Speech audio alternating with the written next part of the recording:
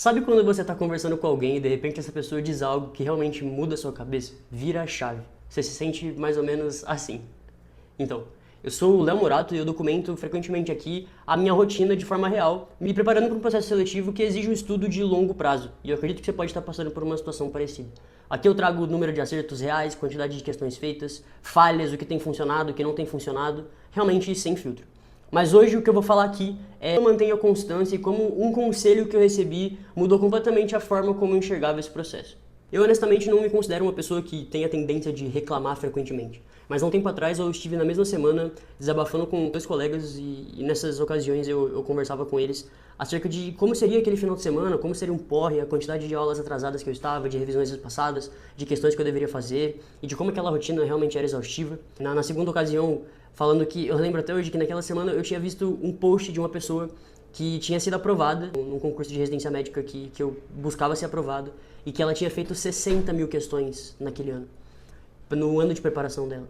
E nesse momento eu me questionava, poxa, mas o meu primeiro ano de preparação eu vou bater 10 mil questões no máximo suadas, talvez 8 mil. Imagina que num ano bem realizado, com o internato e conciliando todas as coisas, eu consiga bater 20. Mas essa pessoa fez 60. Como foi a vida dela durante esse tempo? Será que ela só fez isso?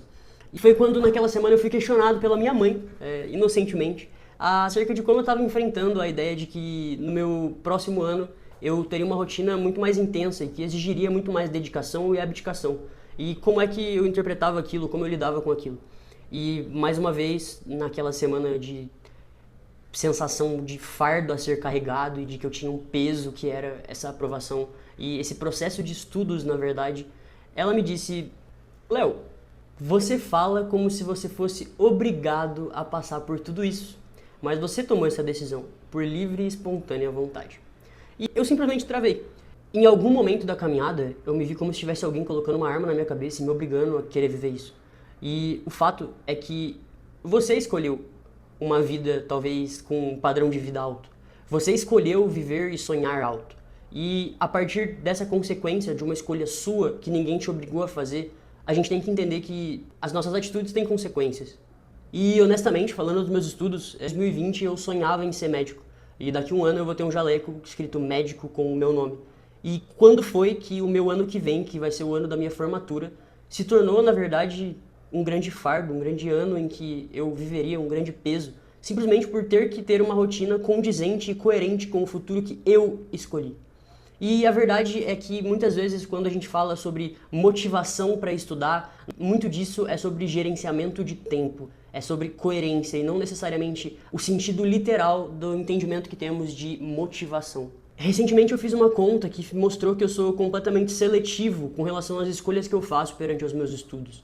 Eu, às vezes, abdico de uma lista de questões de 30 minutos, ou de uma revisão espaçada de mais 30, enfim, de blocos de 1 hora de estudos, alegando estar cansado, alegando que, na verdade, a minha rotina não permite que eu faça essa adição de tempo de estudo, seja por motivos de trabalho, seja por motivos de saúde, que a gente já conversou aqui em outros vídeos. Mas quando eu olho para o tempo de uso do meu celular, eu percebo que eu passo 2 horas em redes sociais, ou que talvez eu deixo de treinar por 1 hora e cuidar da minha saúde, mas eu fico 1 hora no YouTube vendo vídeos que não necessariamente são produtivos para mim.